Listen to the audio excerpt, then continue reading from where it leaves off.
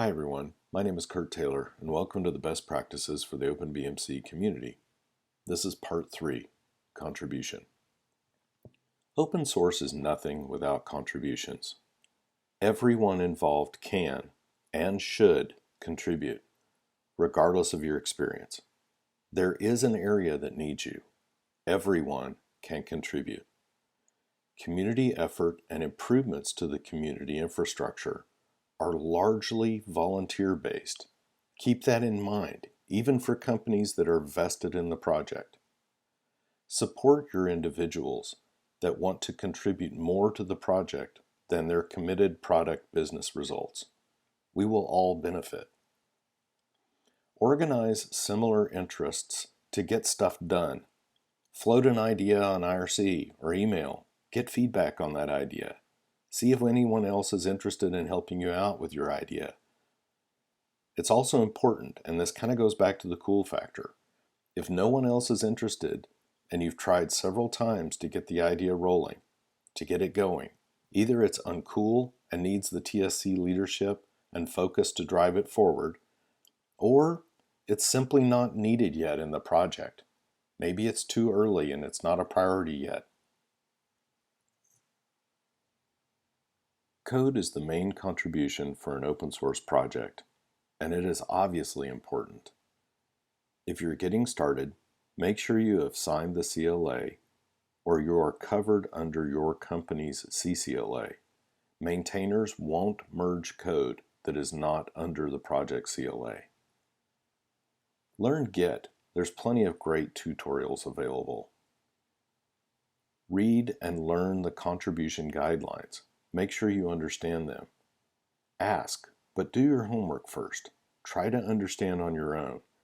And if you find something that is confusing, it probably will be to someone else, so document it. Bootstrapping into code.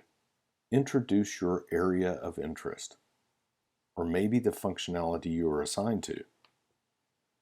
Read the code. Ask questions to clarify.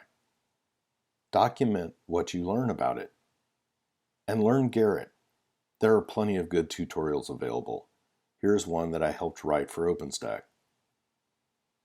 Patch contributions.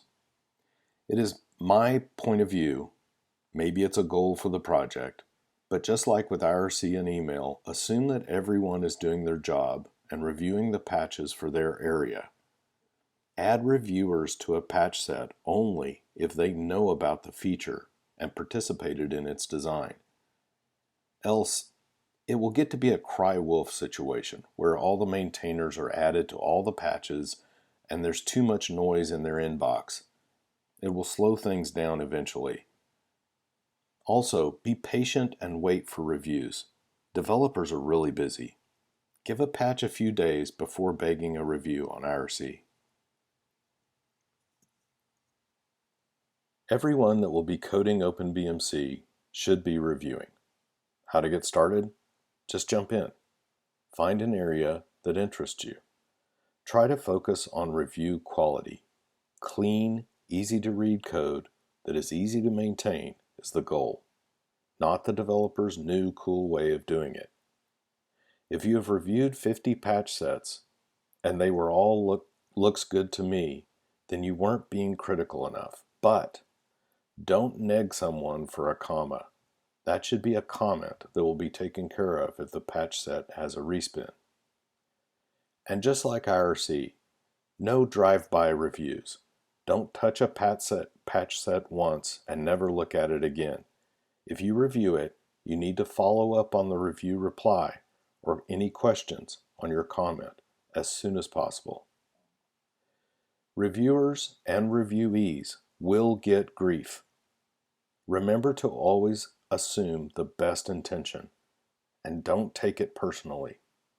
Reply with just the facts, and if necessary, seek a broader audience in IRC or in a weekly meeting. It is never a good idea to have a flame war in a patch set comment trail.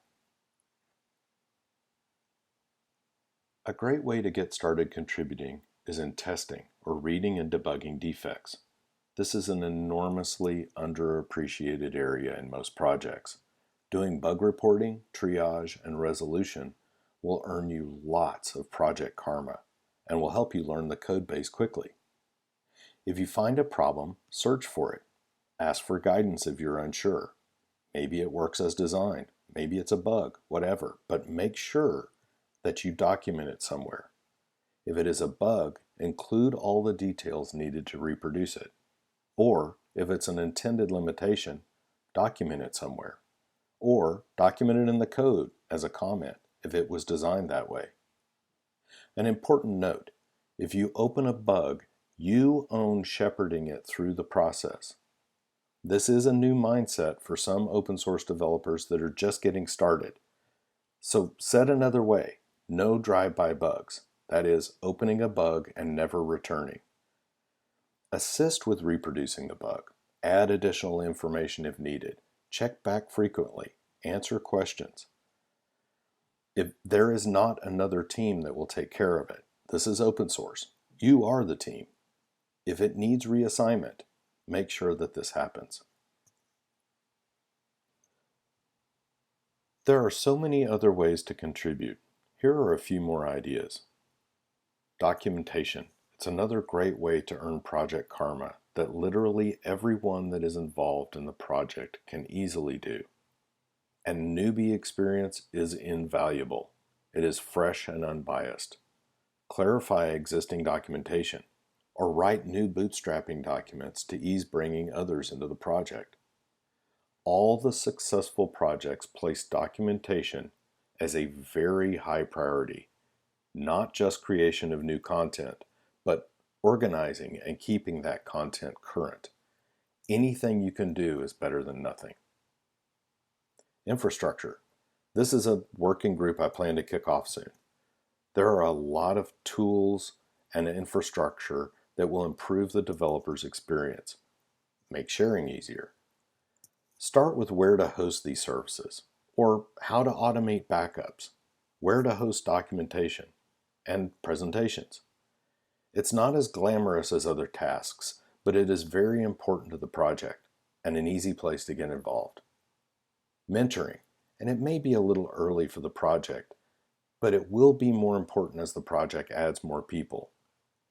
Mentoring and building good developers makes for a better project. Mentoring always pays off, and everyone can start informally. Just answer a question in email or on IRC. If you don't know the answer, figure it out. It's another great learning tool. That concludes this part of the Best Practices for the OpenBMC Community Series. This was an overview of the slides' content. Please remember to review the slides for more details. Thank you.